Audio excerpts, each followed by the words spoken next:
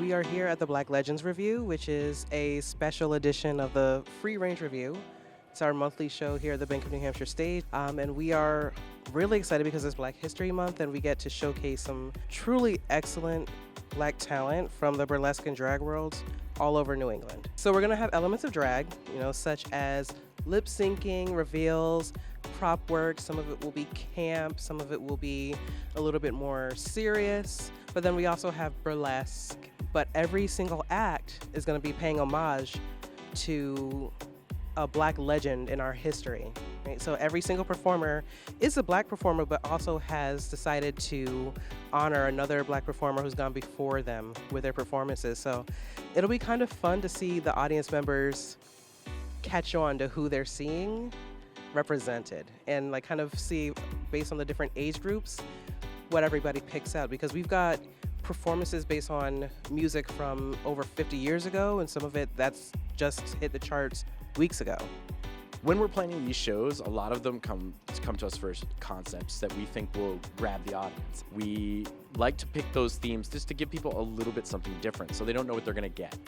Sometimes people hear, oh, there's a drag brunch or there's like a cabaret show, and you're like, okay, well, I kind of know what that is. It could be anything. But by doing these themes, it also allows these performers to maybe showcase elements of their style in a new and exciting way.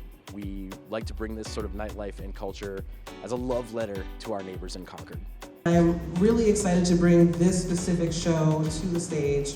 The Black Legends Revue started as a itty-bitty seed during the time of the Panaderia, where it was mostly online, and it was Black performers from all over the country submitting videos and really stepping into Black excellence and sharing that with each other. This is the first Black Legends Revue that we get to do in 3D, so this is a huge moment. Drag allows us to explore the depths of who we are and how we present ourselves to the world. And I think that because of the current climate that we have, like politically, when we think of presentation, our minds tend to go to like maybe gender presentation or sexuality. And that is very much something that we explore when we're doing drag, but it's even more than that.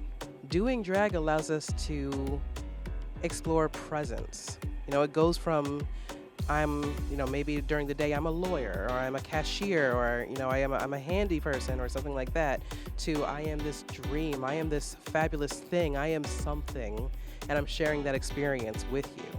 It becomes intimate in that we're sharing a very human moment. I think what Free Range does more than anything else is that regardless of who's on the stage, you're going to see a lot of them come out and interact with the crowd, because what we're trying to do here, particularly in this show, is that we are sharing a moment with you.